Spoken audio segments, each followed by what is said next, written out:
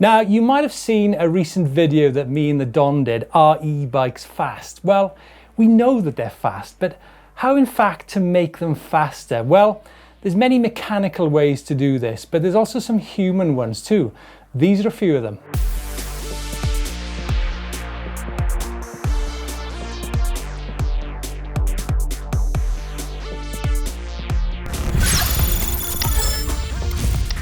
Now, two of the most important human elements that will enable you to get your e-bike going faster are losing weight and eating properly.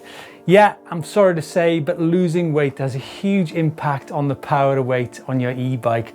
I mean, my 60-kilo daughter always absolutely smokes me on the climb. So yeah, that's the state of affairs, I'm afraid. When it comes to eating, don't forget that an e-bike really is a massive workout. So don't underestimate how much energy you're going to be using on your e-bike ride. So stock up regularly, keep watered, and don't get hungry. Now, one other way of increasing the speed of your e-bike is to go and section a track. And in this way, you need to work out the flow, the pace, and the speed of the track. Go back again and try different bike setups as well to work out the comfort levels while you're riding it, and of course that speed. And finally, try different techniques when you're doing that section of track. In fact, go and follow some faster riders, watch what they're doing, watch their techniques on certain sections. Right, let's get into some of the mechanical elements that's going to build some pace into your e-bike. First up, suspension. Make sure your suspension is set up for you and your weight. Sag is really key to this. You're looking at about 20% sag up front and 30% on the rear. If you're in any doubt about this, have a look at your fork leg and it usually gives you a good guide. If your bike is too soft, then you're going to be rocking quite a lot front and rear simply because there's not enough support in the system. Now, the alternative is if your bike is set up too firmly, then it's not going to be getting involved in all those collisions. It's not going to be diving into those holes in the track. Now, rebound is a really crucial setup factor when it comes to building some pace into your bike. If your rebound is too slow, your bike simply won't react quick enough in the big hits. And if you go through successive hits and your rebound's not working, then your suspension will probably pack up or simply not work at all. Now, the way to work out if your rebound is quick enough is to wind your dials all the way in so that the kind of suspensions are going really slowly, and then wind them out about 4 or 5 clicks depending on your weight.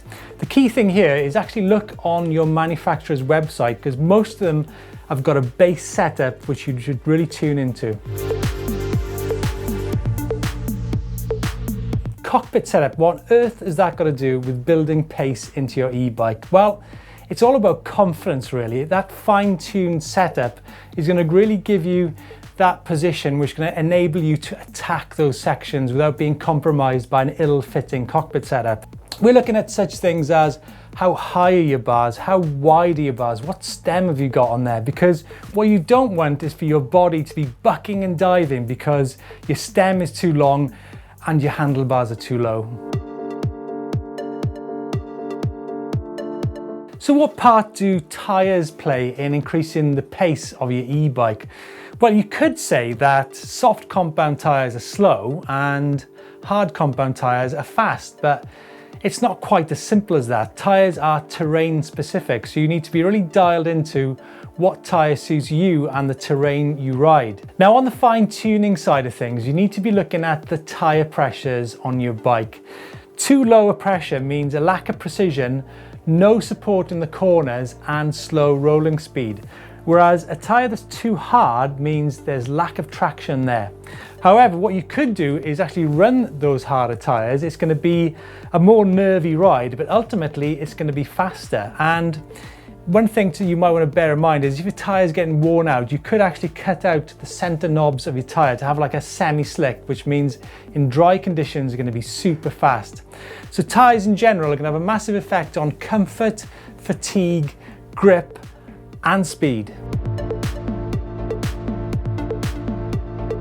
There is nothing worse than noise to distract you on technical descents. Has something snapped? Is your derailleur about to fall off? Now, the sources can come from anywhere, but primarily it's going to be your cables and your chain. Now up front is quite common. Make sure that your cables are really snug and neat up there, and if you've got internal cable routing, make sure it's tight where it enters the down tube. And finally, that chain, it makes a hell of a racket. So get some tape on the chainstay or some rubber protection to keep that noise down, and make sure you ride on a super quiet bike and all you can feel is the sound of those tires. So there could be some really simple things, things that are making your life difficult, taking speed out of your bike. Things such as the brakes rubbing on the caliper. Now that's going to really slow your wheels down, but it's usually a really simple fix. Loosen the bolts on your caliper, pull the lever in, and then retighten those bolts, and you should get a free spinning wheel, which is going to increase the speed of your bike. And finally, give your bike some love. Now, I'm really guilty of this, but cleaning your bike is going to take the weight off it, and lubing it is going to make it faster rolling. So yeah, don't forget about that element of bike maintenance to increase that speed. So hope you like this video. If you want to see if e-bikes really are fast, click up here. Click on the globe to subscribe, and yeah, please give us the thumbs up.